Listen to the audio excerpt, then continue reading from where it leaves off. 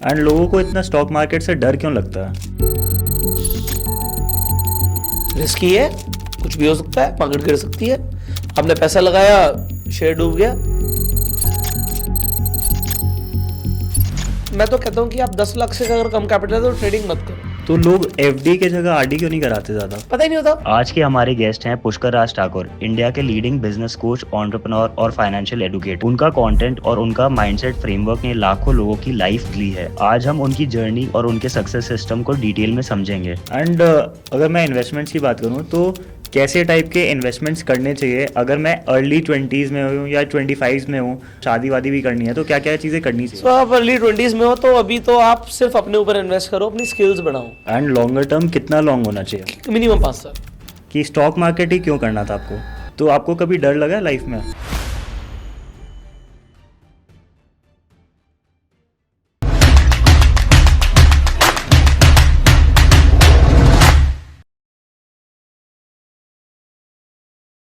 हाय, आप कैसे हो? बहुत बढ़िया है यश, कैसे हो आप? मैं बहुत बढ़िया हूँ। तो आप ये बताओगे कि स्टॉक मार्केट में आपने कैसे घुसे? कि स्टॉक मार्केट ही क्यों करना था आपको? भाई देख, मेरी लाइफ में ना ट्रेडिंग के अंदर हम एक बात बोलते हैं, बी विद द ट्रेंड। ठीक है। सो मैंने यूट्यूब के ऊपर जब हम बात करते हैं तो मैंने मल्टीपल जॉनर्स के ऊपर कंटेंट बनाया है। मोटिवेशन से मैंने शुरू किया था, पर्सनालिटी डेवलपमेंट। ठीक है। पर्सनालिटी डेवलपमेंट के बाद मैंने सेल्फ स्किल्स के ऊपर, सॉफ्ट स्किल्स के ऊपर भी वीडियोस बनाए, बिजनेस रिलेटेड वीडियोस बनाए, मार्केटिंग रिलेटेड वीडियो बनाए। सो ये सब कुछ जब मैं कर रहा था तो मैंने एक सीरीज शुरू करी थी पर्सनल फाइनेंस के ऊपर। तो उस सीरीज़ में मैंने देखा कि लोगों ने बहुत अच्छे कमेंट्स करे, व्यूज़ भी ज़्यादा है, लाइक्स भी ज़्यादा है। और मैंने देखा कि उस टाइम पे मैं खुद म्यूचुअल फंड्स में इन्वेस्टमेंट करता था। म्यूचुअल फंड्स में इन्वेस्टमेंट के बाद मैंने स्टॉक्स में भी इन्वेस्टमेंट शुरू करा था।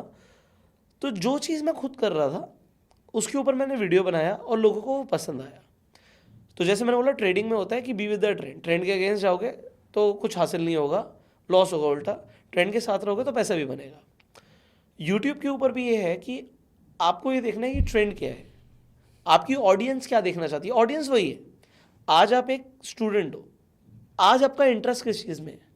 एग्जाम्पल, अब स्टॉक मार्केट से लोगों का अटेंशन थोड़ा एआई की तरफ जा रहा है। तो अगर कोई आज ट्रेंड पकड़ना चाहता है तो आज एक एआई का ट्रेंड चल रहा है। So it's all about catching a trend. दूसरी चीज़, क्या मैं खुद उसमें इन्वेस्टेड हूँ? आंसर है हाँ। जैसे मैं कभी कभी रियल एस्टेट पे वीडियो बनाता हूँ, क्या मैं खुद रियल एस्टेट में इन्वेस्टेड हूँ? आंसर है हाँ, मैं खुद रियल एस्टेट में इन्वेस्टेड हूँ। तो जिस चीज़ में आप खुद इन्वॉल्व हो आप उस पर बात कर सकते हो, ईजी है। अगर आप किसी चीज़ में इन्वॉल्व नहीं हो तो आप उस पर बात नहीं कर सकते। तो मैं जिन जिन चीज़ों में इन्वॉल्व हूँ और उनसे रिलेटेड अगर मार्केट में ट्रेंड है, so I try to capture that trend. कोई भी सक्सेसफुल ट्रेडर वही करता है, capture that trend. Similarly in the field of YouTube हमने बहुत कुछ एक्सपेरिमेंट किया कि ऑडियंस को क्या पसंद आता है, और जो पसंद आ रहा है ट्राई करो। उससे रिलेटेड क्या आपकी भी मास्टरी। ऐसा नहीं हो सकता जैसे मान लो मुझे एआई में बहुत ज़्यादा जानकारी आज नहीं है, या तो पहले मैं जानकारी इकट्ठा करूं और फिर वीडियो बनाऊं। अगर मुझे जानकारी नहीं होगी और मैं वीडियो बनाऊंगा तो वो चलेगी नहीं, क्योंकि उसमें कुछ है नहीं। क्योंकि ultimate goal of a YouTuber is to give value. क्या मेरी वीडियो से वैल्यू मिल रही है? आंसर है हाँ। अगर मिल रही है तो मुझे व्यूज आएंगे, अगर आंसर ना है तो व्यूज भी नहीं आएंगे, सब्सक्राइबर भी नहीं आएंगे, कुछ भी नहीं होगा। सो अल्टीमेटली आपको देखना है कि आपके कस्टमर को क्या आप वैल्यू दे सकते हो in the field you are making the video. Are you really interested and skilled? क्या आपको नॉलेज भी है? सो अगर आपको उस चीज़ की नॉलेज है, सो मेरे लिए क्या था स्टॉक मार्केट की journey, it was learn by doing. मेरे पास कोई मेंटोर नहीं था, मुझे कोई सिखाने वाला नहीं था। तो मैं खुद से जो गलतियां करता गया, खुद से सीखता गया। अब जब फाइनेंशियल रेशियोज की बात आती है, मैंने कोई किताब नहीं पढ़ी थी फाइनेंशियल रेशियोज पे। P ratio, PB ratio, debt to equity ratio. Investment किया तो देखा कि क्या देखकर इन्वेस्टमेंट करते हैं, क्या क्या देखना होता है। खुद ही स्क्रीनर पर चले गए, खुद ही एक्सपेरिमेंट करते रहे। जब ट्रेडिंग की बात आई तो खुद से एक्सपेरिमेंट कर करके सीखा, खुद की गलती करके सीखा, लॉस करके सीखा, और फिर बता पाए कि भाई ये चीज़ है, ऐसे होती है, ऐसे वर्क करते हैं, इसे ये कहते हैं। तो पहले दिन नहीं पता था किस कैंडल को हैमर कहते हैं, किसे शूटिंग स्टार कहते हैं। चार्ट पर बनता हुआ देखा, स्टडी किया। सो वो जो आप खुद से स्टडी करते हो और आप लोगों को सिखा भी रहे होते हो तो आप काफ़ी अच्छे हो जाते हो उस चीज़ में. The best way to learn something is to teach others. जैसे आप डांस सीखते हो तो अगर आपका ट्रेनर बोले भाई तूने जो अभी सीखा उसे 10 लोगों को सिखा दे, तो आपकी प्रैक्टिस हो जाती है ना. राइट. तो आप उस चीज़ में और अच्छे हो जाते हो. So you learn by doing, you learn by teaching, and that is how I learn and I am still learning. मैं खुद कहता हूँ मैं कोई एक्सपर्ट नहीं हूँ भाई, मैं तो एक 30 साल का लड़का हूँ, मैं भी सीख ही रहा हूँ. जो मैं सीख रहा हूँ जिससे मुझे फायदा हो रहा है वो मैं आपको सिखाने की कोशिश कर रहा हूँ. और अगर उससे आपको वैल्यू मिल रही है तो मेरा यूट्यूब चैनल भी ग्रो हो रहा है, मेरा एक पर्सनल ब्रांड भी ग्रो हो रहा है. अगर आपको फायदा होगा तो आप मुझे दोबारा भी आके देखोगे, आपका फायदा नहीं होगा मुझे क्यों देखोगे. So that is the whole journey all about. So stock market के अंदर मैंने बहुत पहले तो मैंने आरडी से शुरू किया था. एक बार बहुत छोटी उम्र में रिकरिंग डिपॉजिट किया था, देखा कि कंपाउंडिंग की पावर क्या होती है म्यूचुअल फंड में, स्टॉक्स में. फिर ट्रेडिंग किया, फिर उसके बाद आज सिस्टमैटिक एल्गो ट्रेडिंग के पूरे हमारे सिस्टम बने हुए हैं, तो वो अपने आप ट्रेड होता है आज की डेट में. सो एक ट्रिपल कंपाउंडिंग सिस्टम मैं बोलता हूँ जो मैंने लेटर ऑन डिस्कवर किया कि आप ETFs में इन्वेस्ट करो, उसे प्लेज करके आप इंट्राडे और पोजिशनल ट्रेड कर सकते हो. So it becomes a system. So we follow a system, that is what we are doing. And आपने काफ़ी कुछ सीखा यहाँ से, तो आप ये बताओगे कि ये सारी जो टर्म्स थी जैसे रिकरिंग डिपॉजिट, ये अगर कोई सीखना चाहता है ये सारी चीज़ें तो वो क्या कर सकता है? सो जो आरडी होता है वो तो एफडी का ही भाई होता है.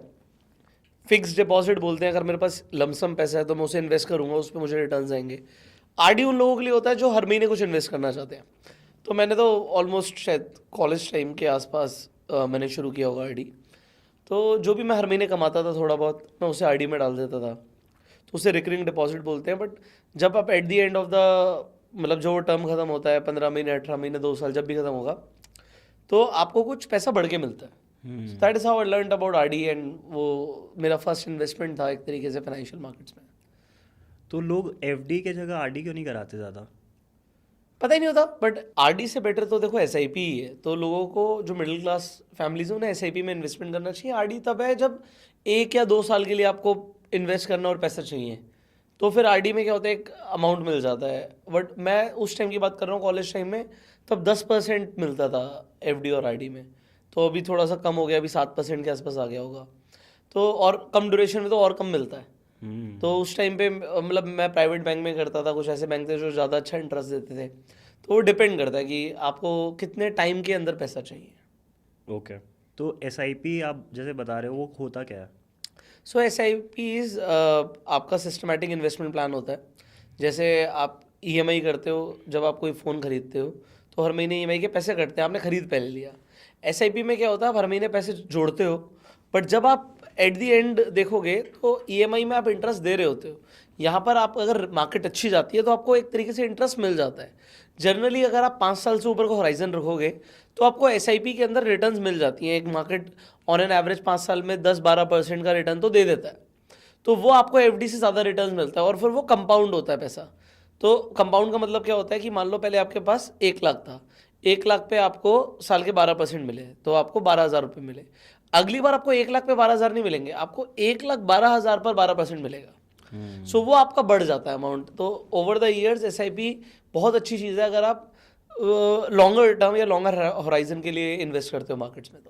तो एसआईपी लोग म्यूचुअल फंड्स में करते हैं जनरली कि और भी एसआईपी के तरीके होते हैं? सी ज़्यादातर लोग म्यूचुअल फंड्स में SIP करते हैं. म्यूचुअल फंड का ही एक भाई है जिसे ETF बोलते हैं. मैं ETF प्रेफर करता हूँ क्योंकि ETF के अंदर क्या होता है कि एक तो आपकी सबसे बड़ी बात एग्जिट लोड नहीं होता. जब भी हम अगर 1 साल के लिए आपने इन्वेस्ट किया, ज़्यादातर लोग 1 साल में अपनी SIP तोड़ लेते हैं, बंद कर देते हैं. तो जब आप तोड़ते हो तो आपकी एक पेनल्टी लगती है जिसे एग्जिट लोड बोलते हैं. ज़्यादातर केसेस में वो 1% होती है. तो आपने जितना पैसा डिपॉजिट किया उसका 1% कट जाएगा, तो बहुत होता है 1%. ETFs में कोई पैसा नहीं कटता, पॉइंट नंबर 1. दूसरी चीज़ क्या होती है, आपका एक तरीके से एक्सपेंस रेशियो होता है. तो कितना परसेंट कट के पैसा इन्वेस्ट हो रहा है, तो म्यूचुअल फंड में एक्सपेंस रेशियो ज़्यादा होता है, ETFs में सबसे कम एक्सपेंस रेशियो होता है. तो आप SIP ETFs में भी कर सकते हो, तो मैं ETFs ही प्रेफर करता हूँ. एंड अगर मैं ETFs की बात करूँ तो कौन से ETFs प्रेफर करने चाहिए? देखो आप मार्केट को लेके थोड़ा सा ब्रॉडर अगर होराइजन रखते हो तो आप small cap, mid cap, large cap तीनों कैप्स में इन्वेस्टमेंट करो. स्मॉल कैप के अंदर आपके पास HDFC SML 250 एक ETF एग्जाम्पल है, तो आप और किसी भी स्मॉल कैप के ETF में इन्वेस्टमेंट कर सकते हो. मिड कैप में आपको मिड कैप ETF मिल जाता है, लार्ज कैप में तो आप निफ्टी 20 में इन्वेस्टमेंट कर दो या जूनियर 20 में इन्वेस्टमेंट कर दो, तो वो आपका एक तरीके से बैलेंस पोर्टफोलियो हो जाएगा इन द इक्विटी मार्केट, अगर आप लॉन्गर टर्म सोच रहे हो, जो मेरा पहला मतलब आपका स्टेटमेंट था। एंड लॉन्गर टर्म कितना लॉन्ग होना चाहिए? मिनिमम 5 साल। और जब आप स्मॉल कैप में इन्वेस्ट करते हो तो स्मॉल कैप्स की रिटर्न बहुत ज़्यादा हो सकती है लार्ज कैप या मिड कैप से, बट शर्त है कि आपका विजन फिर 10 साल से भी ज़्यादा का होना चाहिए, बट 5 साल से ऊपर एक बैलेंस पोर्टफोलियो बनाया जा सकता है। एंड अगर मैं स्मॉल कैप और मिड कैप में अगर देखूं तो कौन ज़्यादा रिस्कियर होता है? देखो जितना छोटा उतना रिस्की, स्मॉल कैप ज़्यादा रिस्की है मिड कैप से। ओके। एंड अगर मैं इन्वेस्टिंग की बात करूं तो लड़का अलग तरीके से इन्वेस्ट करता है और लड़की अलग तरीके से इन्वेस्ट करता है। लड़का लड़की, लड़कियां पता नहीं कैसे इन्वेस्ट करती हैं, मुझे भी नहीं पता, सबकी अलग अलग साइकोलॉजी है। तो मेरे को लगता है कि जो लड़के होते हैं वो कम टाइम के लिए इन्वेस्ट करते हैं एंड तुरंत पैसे निकाल लेते हैं। लड़कियां अगर इन्वेस्ट करती हैं तो वो ज़्यादा टाइम के लिए इन्वेस्ट करती हैं। तो आपको ये लगता है? तो मुझे ऐसा कुछ डेटा मेरे पास है नहीं कि कौन ज़्यादा टाइम के लिए इन्वेस्ट करता है। मैंने एक रिसर्च पढ़ी थी कि यूएस के अंदर सबसे अच्छे इन्वेस्टर्स निकली नर्स अच्छी इन्वेस्टर्स क्यों निकली? क्योंकि एक बार उन्होंने इन्वेस्टमेंट किया और फिर वो अपने पेशेंट्स के साथ बिजी हो गई, तो वो फ़ोन बार बार देख नहीं पाई कि मेरी इन्वेस्टमेंट कैसा परफॉर्म कर रही है, मेरा इन्वेस्टमेंट कैसा परफॉर्म कर रही है। सो कहने का मतलब क्या है कि जब वो देख नहीं रही थी तो उनको सबसे ज़्यादा रिटर्न्स मिले। सो नर्स बेसिकली ज़्यादातर लेडीज़ ही होती होंगी, तो उन्होंने ज़्यादा पैसा बनाया, तो it could be true. Got it. And आपने ट्रेडिंग भी काफ़ी करा है, तो आप ये बताओगे कि ट्रेडिंग रिस्की यार क्यों होता है और ट्रेडिंग में क्या क्या सीक्रेट्स होते हैं? तो ट्रेडिंग एक अपने आप एक बिज़नेस है, मैं उसे बिज़नेस की तरह देखता हूँ। स्टार्टिंग में तो बहुत कम कैपिटल से हमने हर तरीके से ट्राई किया है, प्रॉफिट भी हुआ, लॉस भी हुआ, सब कुछ होता है, और उससे आप सीखते हो। सो सीखने के लिए मैंने 2-3 साल दिए मार्केट को, और मैंने बहुत डीपली ट्रेडिंग को, स्पेसिफिकली ऑप्शन ट्रेडिंग को बहुत डीपली सीखा है। सो ऑप्शंस क्या होते हैं? ऑप्शंस एक तरीके से आपकी लेवरेज पोजीशन होती है। चाहे आप मतलब ऑप्शंस एक अलग तरीके का साइंस है, बट पॉइंट इज दिस कि ट्रेडिंग रिस्की है। ठीक है, मैं इतना शॉर्ट में बोलूँगा, बहुत कम टाइम में बहुत बड़ा पैसा भी बन सकता है, बहुत कम टाइम में बहुत बड़ा लॉस भी हो सकता है। बट अगर आप एज अ बिजनेस सोचोगे तो आप ये सोचोगे कि मैंने पैसे कितने लगाए और उस पैसे पे आपको रिटर्न कितना बनाना है।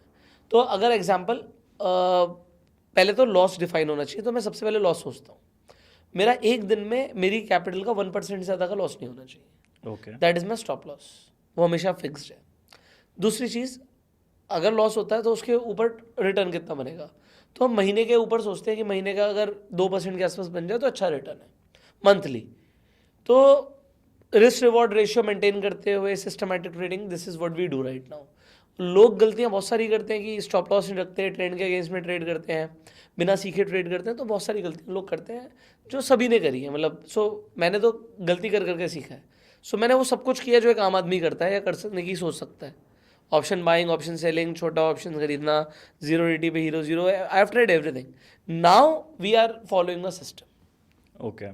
तो अब अगर आप सिस्टम फॉलो कर रहे हो, आपने इतनी सारी गलतियां करी है, तो आप ये बताओगे कि अब लोगों को क्या फॉलो करना चाहिए?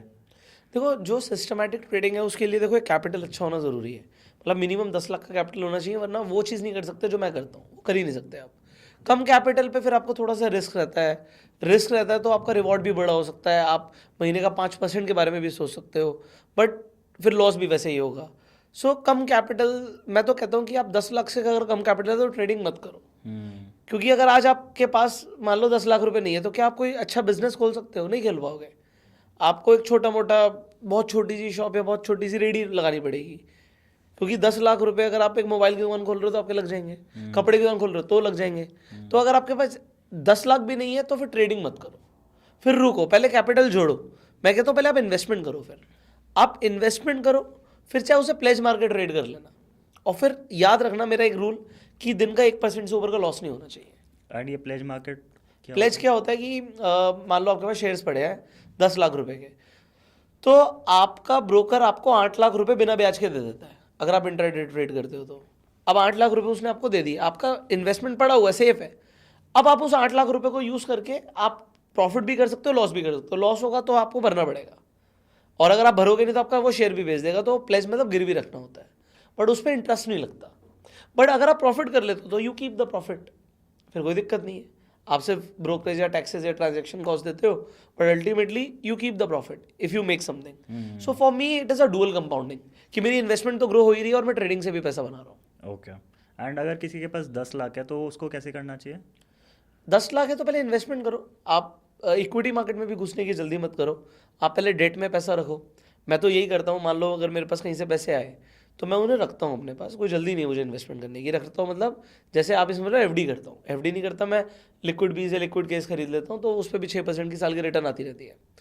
उस पैसे को मैं प्लेज मार्केट ट्रेड करना शुरू कर देता हूँ, एक अलग बात है। बट जैसे जैसे मार्केट गिरती है मैं लिक्विड बीज या लिक्विड केस बेच देता हूँ और बेच के मैं इक्विटीज़ खरीदता रहता हूँ। तो इक्विटीज़ को मैं लोअर रेट पे खरीदता जाता हूँ। This is what I do. And what is liquid bees? So liquid बीज क्या होता है? एक तरीके का एक ETF है जिसमें आपका जो पैसा है वो एक डेट इंस्ट्रूमेंट में लग रहा है, तो वो आपको एक फिक्स रिटर्न देते हैं। आपको 5-6% सालाना रिटर्न मिलती है अगर आपके पास वो पड़ा है तो। एंड काफ़ी लोग बोलते हैं कि इतना परसेंट लगाना चाहिए इक्विटी में, इतना परसेंट डेट में लगाना चाहिए। आपके पास कुछ है कि इतना परसेंट इन्वेस्ट करना चाहिए? देखो यार, टोटली अप टू यू। मैंने आपको क्या बोला, जितना बड़ा टाइम होराइजन है, अगर आपके पास, जैसे आप यंग हो, आप कहते हो यार मैं तो 20 साल आगे के लिए इन्वेस्ट कर रहा हूँ, तो आपको सिर्फ इक्विटी में इन्वेस्टमेंट करना चाहिए। तो एक रूल है 100 minus age rule. Okay. 100 minus age क्या कहता है कि आपकी एज क्या है? 25। तो 100 माइनस 25 इज 75। तो आपको अपना 75 एलोकेशन 75% पैसा इक्विटी में लगाना चाहिए। अगर आपकी एज 50 साल है तो आपको अपना 50% पैसा इक्विटी में लगाना चाहिए, 50% पैसा डेट में लगाना चाहिए। तो इस रूल को आप फॉलो कर सकते हो। अगर आपकी एज 80 साल है तो इक्विटी से दूर रहो, सिर्फ 20% पैसा इक्विटी में लगाओ, 80% पैसा डेट में लगाओ। इंटरेस्टिंग। क्योंकि एट दी एंड अगर कोई इमरजेंसी आती है, हेल्थ इमरजेंसी आती है, आपको पैसा चाहिए होगा, उस वक्त मार्केट गिर रही हो, तो आपको डेट में तो रिटर्न आता रहेगा ना फिक्स्ड। एंड अगर मैं इन्वेस्टमेंट्स की बात करूँ तो कैसे टाइप के इन्वेस्टमेंट्स करने चाहिए? अगर मैं अर्ली 20s में हूँ या 25 में हूँ, मुझे इन्वेस्टमेंट करना है क्योंकि मुझे दिख रहा है कि आगे मिडिल क्लास हूँ, मुझे शादी वादी भी करनी है, तो क्या क्या चीज़ें करनी चाहिए? सो आप अर्ली 20s में हो तो अभी तो आप सिर्फ अपने ऊपर इन्वेस्ट करो, अपनी स्किल्स बढ़ाओ। आपके अंदर कोई स्किल होनी चाहिए जिससे आपको कोई हाई पेइंग जॉब या हाई पेइंग प्रोफेशन में आप जा पाओ। तो अगर आपके पास स्किल्स नहीं है और आप सोच रहे हो जो थोड़ा बहुत पैसा उसे इन्वेस्ट कर दूंगा तो कुछ खास होगा नहीं। हाँ, इन्वेस्टमेंट की आदत ज़रूर डालनी चाहिए। आप यंग भी हो तो आप ETF से शुरू करो। मैं तो ETF प्रमोट करता हूँ, तो आप ETF से शुरू कर लो, उसमें SIP कर लो, उसमें जब आपको पैसे आए एक्स्ट्रा डाल दो। बट अल्टीमेटली पैसा लगाओ अपने आप को इम्प्रूव करने के लिए।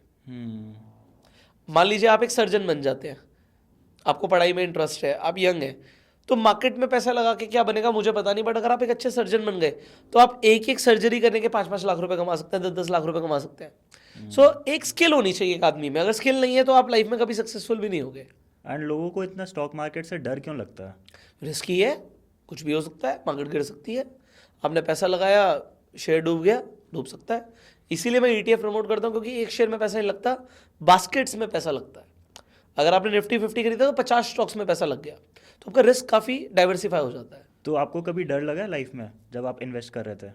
नहीं, इन्वेस्टमेंट में मुझे कभी डर नहीं लगा, क्योंकि मुझे पता था। मैंने पहले दिन से ही म्यूचुअल फंड शुरू किया, फिर जब स्टॉक्स भी खरीदे तो भी मैंने ब्लू चिप कंपनीज के खरीदे, तो मेरे को कभी डर ही नहीं लगा।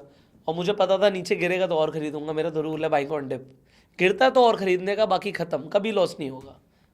एंड और अगर उस वक्त पैसा नहीं है तो वेट करने का। एंड अगर मैं क्रिप्टोज़ का बोलूँ तो आप क्रिप्टोज़ के बारे में भी काफ़ी बताते हो। मैंने देखा है कि कुछ फाइनेंस इन्फ्लुएंसर्स होते हैं जो सिर्फ स्टॉक्स के बारे में बताते हैं एंड कुछ क्रिप्टोज़ के बारे में बताते हैं, लेकिन आप तो दोनों के बारे में बताते हो। तो आप ये बताओ कि क्रिप्टोज़ में कैसे इंटरेस्ट आया आपका? सी, क्रिप्टो के अंदर ऑनेस्टली स्पीकिंग मेरा इन्वेस्टमेंट में कुछ खास इंटरेस्ट नहीं है। मेरा कोई बहुत बड़ा पोर्टफोलियो भी नहीं है कि मेरे पास कोई क्रिप्टो की बहुत बड़ी होल्डिंग हो। देखो, मुझे इंटरेस्ट है ऑप्शंस के अंदर, मुझे इंटरेस्ट है ट्रेडिंग के अंदर। तो जहाँ पर ऑप्शंस है वहाँ पे मेरा इंटरेस्ट अपने आप चला जाता है। क्रिप्टो के अंदर ना यार ROI बहुत तगड़ा है। अगर आप देखो क्यों तगड़ा है, क्योंकि लेवरेज है। आप 50,000 की पोजीशन बनाते हो, आप 1 लाख कमा सकते हो।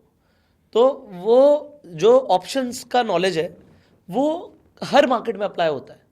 तो इंडिया के अंदर जो हमारे पास अपॉर्चुनिटीज़ है उन्हें कैप्चर करना चाहिए। सो मेरे पास जो नॉलेज है वो मैं क्रिप्टो मार्केट में यूज़ कर पा रहा हूँ, दैट इज़ इट। तो आप ये बताओगे कि लोगों को कैसे हेल्प करना चाहिए जो अभी स्टॉक मार्केट में आ रहे हैं, उनको क्या क्या चीज़ें करनी चाहिए, क्या क्या एडवाइस दोगे आप? सो अगर कोई नया आ रहा है फाइनेंशियल मार्केट्स के अंदर, तो मैं बोलूँगा सबसे पहले तो सिर्फ इन्वेस्टमेंट करो, ट्रेडिंग मत करो। और कर भी रहे हो तो आप डेमो ट्रेडिंग करो, ट्रेडिंग की जल्दी मत करो, ठीक है? बहुत टाइम है। मैं हमेशा बोलता हूँ कि आप पहले कम से कम 10 लाख का पोर्टफोलियो बनाओ, क्योंकि 10 लाख रुपए जोड़ते जोड़ते ना आपको मार्केट के बारे में बहुत कुछ समझ आ जाएगा। आप मार्केट को चढ़ता हुआ भी देख लोगे, उतरता हुआ भी देख लोगे, साइडवेज भी देख लोगे, तो आपको पता होगा कि मार्केट कैसे चलती है। और फिर आप, मैंने बोला उसका ऑप्शन आपके पास, प्लेज मारो, ट्रेड करो। तो अगर आपके पास 10 लाख रुपए का पोर्टफोलियो है, 8 लाख रुपए आपका ब्रोकर दे भी देता है, तो भी आप याद रखिएगा 8,000 से ऊपर का नुकसान नहीं लेना है। तो आप लिमिट में रहोगे और आपका कभी बड़ा नुकसान नहीं होगा। Thank you so much for your time, it was great having you. And अगर आप लोग ने यहाँ तक वीडियो देखा है तो वीडियो को लाइक कर देना, और अगर चैनल पे नए हो तो चैनल को सब्सक्राइब कर देना और बेल आइकन को भी दबा देना। चलिए मिलते हैं नेक्स्ट वीडियो में। Thank you guys.